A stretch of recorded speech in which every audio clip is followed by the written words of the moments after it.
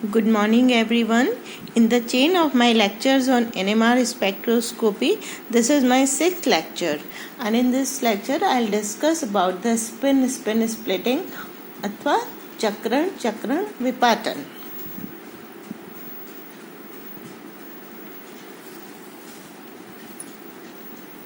By the word spin splitting, we mean that the interaction between spin of one proton to its neighboring protons is called spin coupling. अर्थात किसी proton के निकट स्थित भिन्न प्रकार के किसी अन्य प्रोटॉन के चक्रण से उत्पन्न चुंबकीय आघूर्ण या मैग्नेटिक मोमेंट उस प्रोटॉन के अवशोषण को प्रभावित करता है.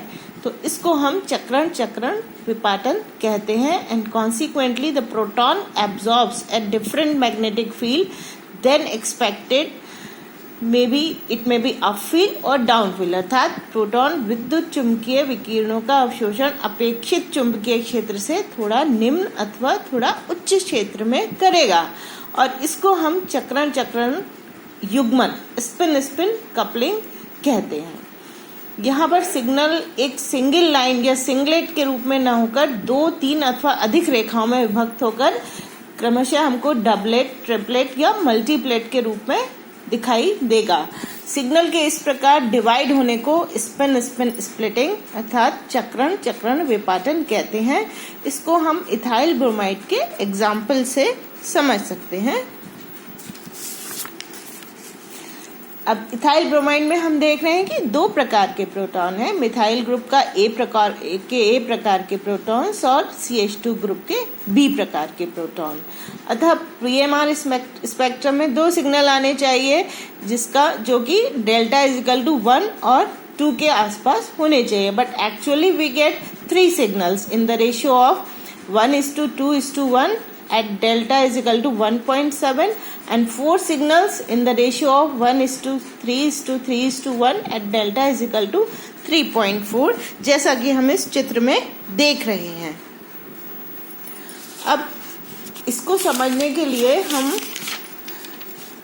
इस प्रकार से देखते हैं कि जो इथाइल ब्रोमाइड है इसके NMR स्पेक्ट्रम में इतने सारे सिग्नल आने का कारण यह है कि जो मिथाइल ग्रुप है उसके ए प्रोटॉन्स तथा मेथिलीन ग्रुप के बी प्रोटॉन्स एक दूसरे के निकटवर्ती हैं या नेबरिंग हैं. अब निकटवर्ती या नेबरिंग प्रोटॉन की उपस्थिति के कारण ये प्रोटॉन या तो निम्न चुंबकीय क्षेत्र अर्थात डाउन फील्ड या उच्च क्षेत्र में विकिरण का अवशोषण करते हैं. They absorb up field. इसलिए इन सिग्नल्स की स्प्लिटिंग या विपाटन हो जाता है. अतः एक संकेत के स्थान पर 2, 3, 4 या उससे भी अधिक सिग्नल्स मिल सकते हैं. अब किसी प्रोटॉन के निकटवर्ती प्रोटॉन की संख्या यदि n है, if the number of neighbouring protons = n, तो उस प्रोटॉन के सिग्नल का विपाटन n+1 संकेतों में हो जाएगा. अर्थात it will split into n+1 signals. अब एथिल ब्रोमाइड में हम देख रहे हैं कि मिथाइल ग्रुप के अर्थात ए प्रकार के प्रोटॉनों के निकटवर्ती 2 प्रोटॉन हैं. अतः ये एक ट्रिपलेट दर्शाएगा, जबकि मेथिलीन ग्रुप के बी प्रकार के प्रोटॉनों के निकटवर्ती 3 प्रोटॉन हैं. अतः यह एक क्वार्टेट दर्शाएगा.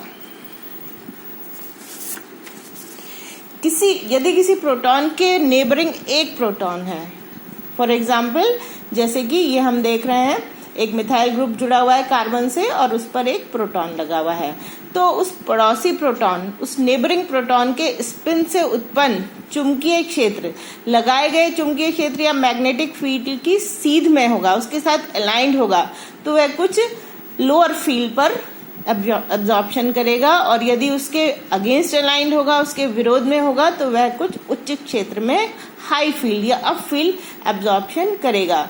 अतः बराबर लंबाई वाली 2 लाइंस या एक डबलेट बन जाता है, जैसा कि हम इस चित्र के द्वारा समझ रहे हैं. अब इसी प्रकार से अगर किसी प्रोटॉन के निकटवर्ती 2 प्रोटॉन्स हैं, तो 2 प्रोटॉन्स के लिए मैग्नेटिक फील्ड में 4 प्रकार के अलाइनमेंट की संभावना बन रही है, जैसे कि हम इस चित्र में देख रहे हैं. या तो वो दोनों ही उनका स्पिन पेयर्ड होगा और सीध में होगा लगाए गए फील्ड की, या वो उसके विरोध में होगा और पेयर्ड होगा, या फिर एक रेसिप्रोकल का 1-2 पेयर्स बन जाएंगे. तो हम देख रहे हैं कि इसमें मैग्नेटिक फील्ड के 4 प्रकार के अलाइनमेंट्स की संभावना है, जिसमें 2 प्रकार के समान होते हैं। तो उस प्रोटॉन के लिए 1:2:1 के अनुपात में 3 सिग्नल्स की एक ट्रिपलेट प्राप्त होती है। इसी प्रकार यदि किसी प्रोटॉन के निकटवर्ती 3 प्रोटॉन्स हैं तो उन तीनों प्रोटॉन्स के मैग्नेटिक मोमेंट्स एक्सटर्नल फील्ड में 8 प्रकार की संभावित स्थितियां बनाएंगे, जिनमें से 3-3 स्थितियां एक दूसरे के समान होंगी, जैसा कि हम इस चित्र में देख रहे हैं। और ऐसे यौगिक के NMR स्पेक्ट्रम में 1:3:3:1 के अनुपात में 4 सिग्नल्स की एक क्वार्टेट प्राप्त होगी। अब किसी मल्टीप्लेट में शिखरों की तीव्रता या पीक इंटेंसिटी का क्या क्रम होगा, इसको हम इस डायग्राम में देख सकते हैं। अगर सिंगलेट है तो नेचुरली एक सिंगल पीक मिलेगी, डबलेट है तो 1:1 की 2 पीक्स मिलेंगी, ट्रिपलेट है तो 1:2:3 के रेशियो में 3 में डिवाइड होगा सिग्नल, क्वार्टेट है तो 1:3:3:1 की रेशियो होगी उनकी इंटेंसिटी में। इसी तरीके से क्विंटेट और सेक्सटेट में इस प्रकार की रेशियो मिलेगी। अब कुछ परिस्थितियां ऐसी होती हैं कि जिनमें NMR सिग्नल की स्प्लिटिंग या विपाटन नहीं होता। इसमें पहली कंडीशन है जब अणु के सारे प्रोटॉन्स एक समान होते हैं। For example cyclohexane, cyclobutane, benzene और डाइमिथाइल ईथर। इनमें हम देख रहे हैं कि सारे जो प्रोटॉन्स हैं इन मॉलिक्यूल्स में वो इक्विवेलेंट हैं, तो केवल इसमें एक ही सिग्नल प्राप्त होगा और वो सिंगलेट के रूप में होगा। दूसरी कंडीशन है यदि किसी एक प्रकार के प्रोटॉन्स के निकटवर्ती परमाणु पर किसी अन्य प्रकार का कोई प्रोटॉन ना हो, अर्थात किसी प्रोटॉन के नेबरिंग प्रोटॉन अनुपस्थित हो, तो फिर उसमें हमको स्प्लिटिंग नहीं मिलेगी। For example ethyl methyl ether. इसमें क्या है, जो इसमें 3 प्रकार के प्रोटॉन्स हैं, ए प्रकार के, बी प्रकार के और सी प्रकार के। तो जो मिथाइल ग्रुप के ए प्रकार के प्रोटॉन है उनके एडजेसेंट जो एटम है वो CO ग्रुप है, तो इसके नेबरिंग कोई प्रोटॉन नहीं है, तो फिर इसका स्प्लिटिंग नहीं होगा, इसके जो सिग्नल मिलेगा और वो एक सिंगलेट के रूप में मिलेगा। इसके विपरीत जो बी प्रकार के प्रोटॉन हैं उनके नेबरिंग मिथाइल ग्रुप के 3 प्रोटॉन हैं, तो इसका जो सिग्नल होगा वो एक क्वार्टेट के रूप में मिलेगा। और सी प्रकार के जो प्रोटॉन है मिथाइल प्रोटॉन्स, उनके नेबरिंग CH2 ग्रुप के 2 प्रोटॉन्स हैं, तो ये एक ट्रिपलेट के रूप में प्राप्त होगा। तो ये था पूरा स्प्लिटिंग ऑफ सिग्नल्स के बारे में। अब नेक्स्ट जो लेक्चर है उसमें हम कपलिंग कांस्टेंट के बारे में कुछ जानकारी प्राप्त करेंगे। Thank you, have a nice day.